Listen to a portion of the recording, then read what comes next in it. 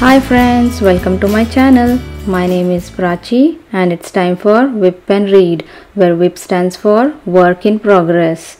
And I'm going to work on Diamond Art Club's Alice in Wonderland by JoJoes Art. I can put up the image somewhere on the screen. Also, I will link all the videos related to this diamond painting in the info card up above in the I section. So if you guys are interested, please go ahead and take a look at them. So while I diamond paint, I am going to read you guys through the next chapter from the book Through the Looking Glass by Lewis Carroll. So grab whatever that you guys are working on and come along and work with me, or sit back, listen to the story and watch while I diamond paint. So let's get started. Chapter 3, Looking Glass Insects. Of course, the first thing to do was to make a grand survey of the country she was going to travel through. It's something very like learning geography, thought Alice as she stood on tiptoe in hopes of being able to see a little further. Principal rivers? There are none. Principal mountains? I am on the only one, but I don't think it's got any name. Principal towns? Why, what are those creatures making honey down there? They can't be bees. Nobody ever saw bees a mile off, you know. And for some time she stood silent, watching one of them that was bustling among the flowers, poking its proboscis into them, just as if it was a regular bee, thought Alice. However, this was anything but a regular bee. In fact, it was an elephant, as Alice soon found out, though the idea quite took her breath away at first. And what enormous flowers they must be, was her next idea. Something like cottages with the roofs taken off and stalks put to them. And what quantities of honey they must make. I think I will go down, and no, I won't just yet, she went on, checking herself just as she was beginning to run down the hill and trying to find some excuse for turning shy so suddenly. It will never do to go down among them without a good long branch to brush them away, and what fun it will be when they ask me how I like my work. I shall say, oh, I like it well enough. Here came the favorite little toss of the head, only it was so dusty and hot, and the elephants did tease so. I think I will go down the other way, she said after a pause, and perhaps I may visit the elephants later on. Besides, I do so want to get into the third square. So with this excuse, she ran down the hill and jumped over the first of the 6 little brooks. Tickets, please, said the guard, putting his head in at that window. In a moment, everybody was holding out a ticket. They were about the same size as the people, and quiet seemed to fill the carriage. Now then, show your ticket, child, the guard went on, looking angrily at Alice. And a great many voices all said together, like the chorus of a song, thought Alice. Don't keep him waiting, child. Why, his time is worth £1,000 a minute. I'm afraid I haven't got one, Alice said in a frightened tone. But there wasn't a ticket office where I came from. And again the chorus of voices went on. There wasn't room for one where she came from. The land there is worth £1,000 an inch. Don't make excuses, said the guard. You should have brought one from the engine driver. And once more the chorus of voices went on with the man that drives the engine. Why, the smoke alone is worth £1,000 a puff, Alice thought to herself. Then there's no use in speaking. The voices did not join in this time, as she had not spoken, but to her great surprise, they all thought in chorus. I hope you understand what thinking in chorus means, for I must confess that I don't. Better say nothing at all. Language is worth £1,000 a word. I shall dream about £1,000 tonight. I know I shall, thought Alice. All this time the guard was looking at her, first through a telescope, then through a microscope, and then through an opera glass. At last he said, "You are travelling the wrong way," and shut up the window and went away. "So young a child?" said the gentleman sitting opposite to her. He was dressed in white paper. "Ought to know which way she is going, even if she does not know her own name." A goat that was sitting next to the gentleman in white shut his eyes and said in a loud voice, "She is ought to know her way to the ticket office, even if she does not know her alphabet." There was a beetle sitting next to the goat. It was a very queer carriage full of passengers all together, and as the rule seemed to be that they should all speak in turn, he went on with, "She will have to go back from here as luggage." Alice could not see who was sitting beyond the beetle, but a hoarse voice spoke next. "Change engines," it said, and was obliged to leave off. "It sounds like a horse," Alice thought to herself, and an extremely small voice close to her ear said, "You might make a joke on that. Something about horse and horse, you know." Then a very gentle voice in the distance said, "She must be labelled, lass with care, you know." And after that other voices went on. "What a number of people there are in the carriage," thought Alice, saying, "She must go by post, as she's got a head on her. She must be sent as a message by the telegraph. She must draw the train herself the rest of the way," and so on. But the gentleman dressed in white paper leaned forwards and whispered in her ear, "Never mind what they all say, my dear, but take a return ticket every time the train stops." "Indeed I shan't," Alice said rather impatiently.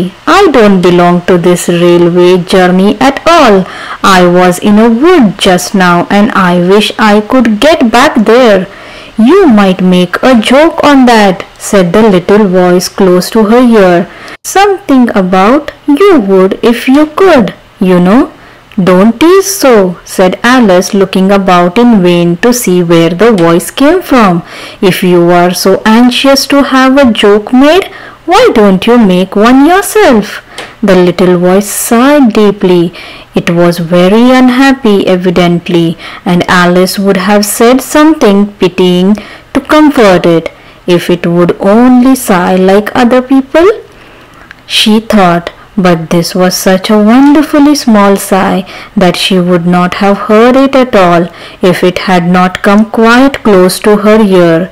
The consequence of this was that it tickled her ear very much and quite took off her thoughts from the unhappiness of the poor little creature. "I know you are a friend," the little voice went on, "a dear friend and an old friend, and you won't hurt me, though I am an insect." "What kind of insect?" Alice inquired a little anxiously. What she really wanted to know was whether it could sting or not, but she thought this would not be quite a civil question to ask. "What? Then you don't?" the little voice began, when it was drowned by a shrill scream from the engine, and everybody jumped up in alarm, Alice among the rest. The horse, who had put his head out of the window, quietly drew it in and said, "It's only a brook we have to jump over." Everybody seemed satisfied with this, though Alice felt a little nervous at the idea of trains jumping at all. "However, it will take us into the 4th square. That's some comfort," she said to herself.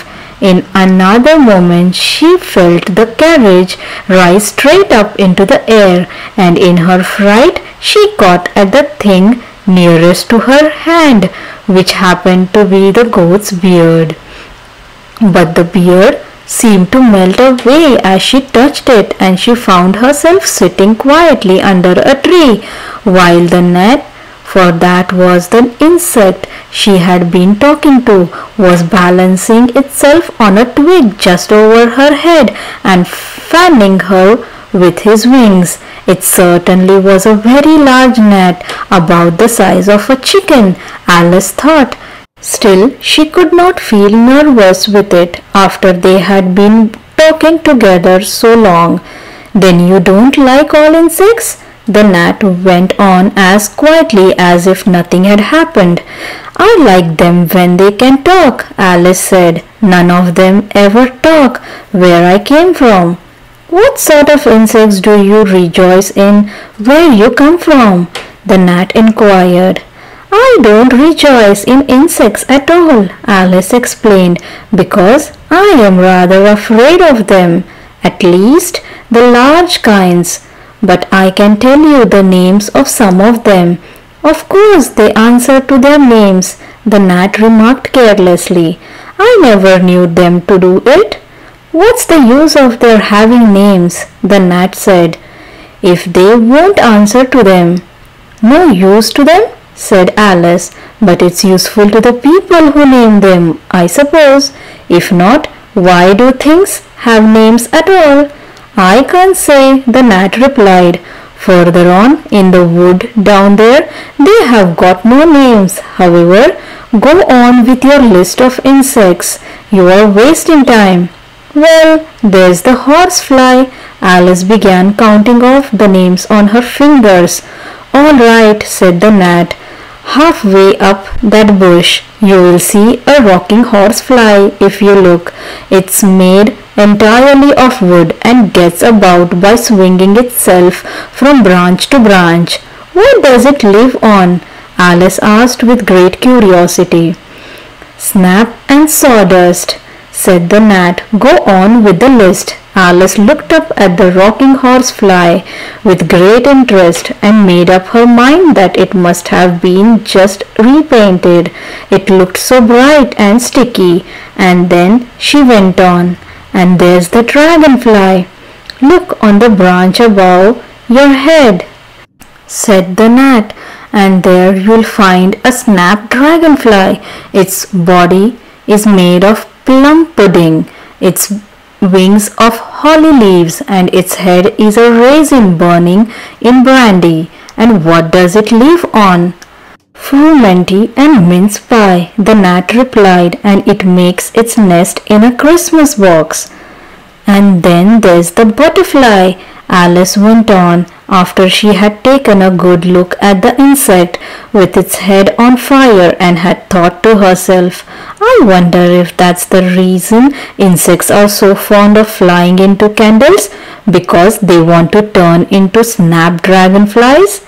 Crawling at your feet, said the gnat. Alice drew her feet back in some alarm. You may observe a bread and butterfly. Its wings are thin slices of bread and butter. Its body is a crust and its head is a lump of sugar. And what does it live on? Weak tea with cream in it. A new difficulty came into Alice's head. Supposing it could not find any, she suggested. Then it would die, of course. But that must happen very often, Alice remarked thoughtfully. It always happens, said the gnat. After this, Alice was silent for a minute or two, pondering. The gnat amused itself meanwhile by humming around and round his head. At last it settled again and remarked, I suppose you don't want to lose your name?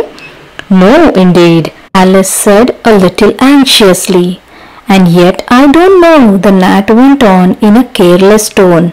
Only think how convenient it would be if you could manage to go home without it. For instance, if the governess wanted to call you to your lessons, she would call out, come here, and there she would have to leave off, because there would not be any name for her to call, and of course you would not have to go, you know.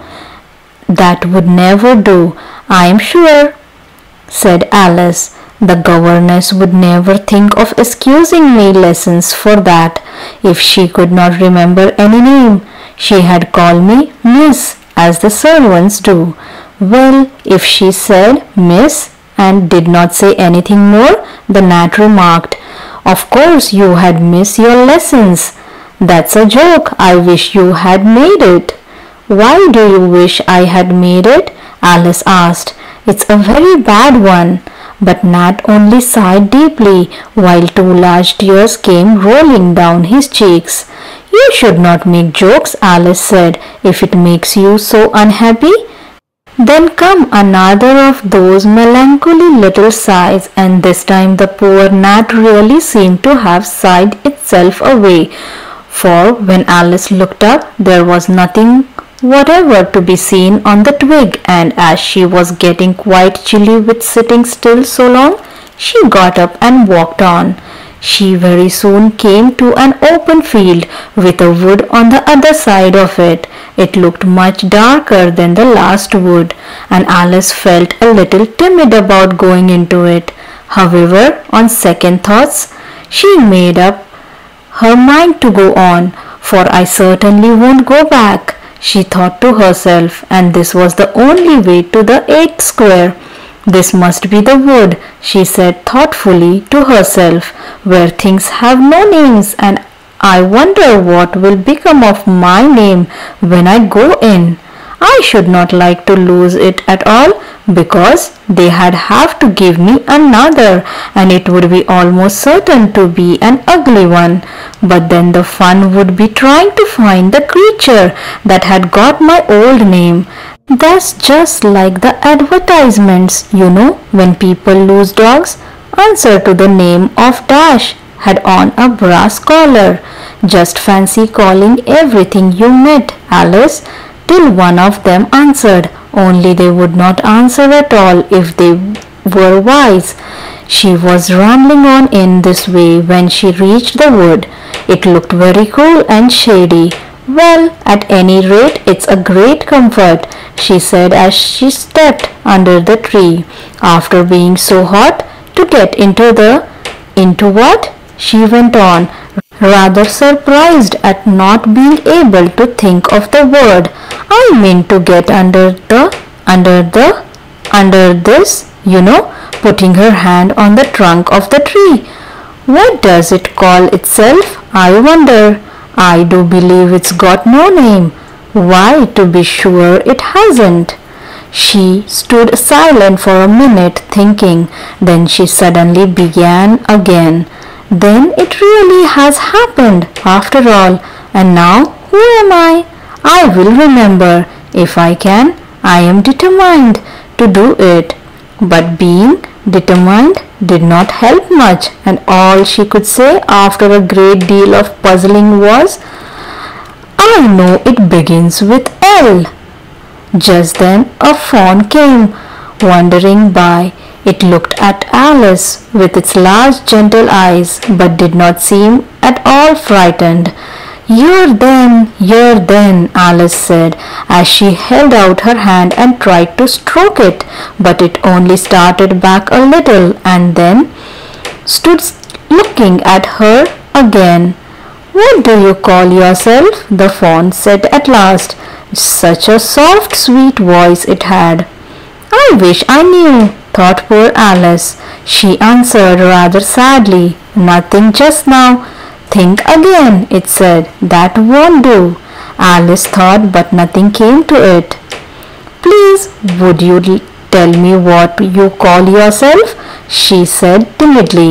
"I think that might help a little." "I will tell you, if you will move a little further on," the fawn said. "I can't remember here."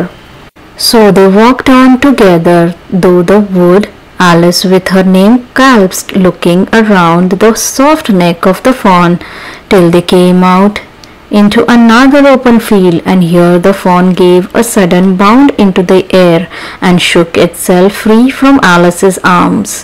"I am a fawn," it cried out in a voice of delight, "and dear me, "You are a human child." A sudden look of alarm came into its beautiful brown eyes, and in another moment it had darted away at full speed. Alice stood looking after it, almost ready to cry with vexation at having lost her dear little fellow traveler so suddenly. "However, I know my name now," she said. "That's some comfort. Alice, Alice, I won't forget it again. And now, which of these finger posts ought I to follow, I wonder?" It was not a very difficult question to answer, as there was only one road through the wood, and the two finger posts both pointed along it. "I will settle it," Alice said to herself, "when the road divides and they point different ways."